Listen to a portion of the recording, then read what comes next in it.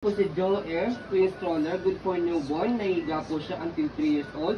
Okay, so, ang details po niya, adjustable leg rest. Okay, lockable po yung front wheels. Ayan, and then yung folding niya is compact po siya pag na-fold. Okay, so ito po yung details po niya one by one. So, regarding sa canopy, wala po siyang faded, walang discoloration. Okay, hindi po siya naninilaw ng sobra. Okay, gawin din sa kabila. So, yung details naman. Yan, okay, yan po yung details niya. Wala pong faded, walang discoloration. Extension canopy, pwede nyo pasok sa loob kung hindi nyo gagamitin.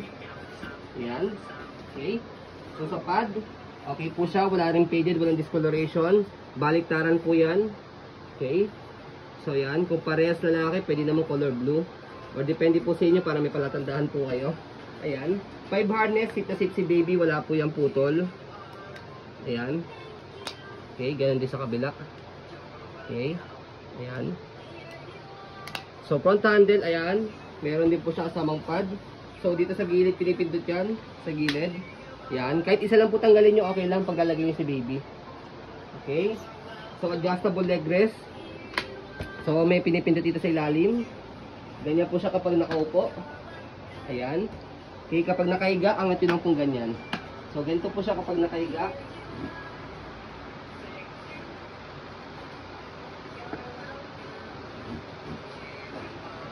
Ayan.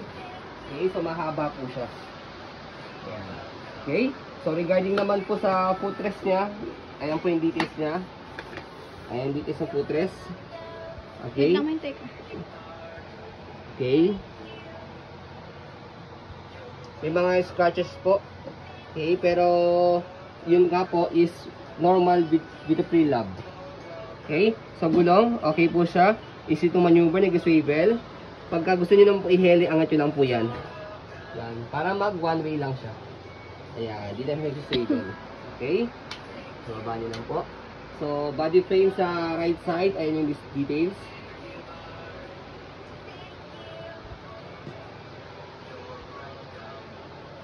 Yan. Okay. So, sa likod. Yan. Ito yung likod niya. So, dito po siya ina-adjust. So, hatakin nyo lang po yan. Press nyo po ito and hatak. Para kung gusto nyo pong iupo o semi-reclined. Ayan. Okay. Basket, ayan. Marami kayong may lalagay. Malaki po siya. Ayan. So, meron siyang ditong tier. Yan. Pero tinahi namin para mas maganda po siya.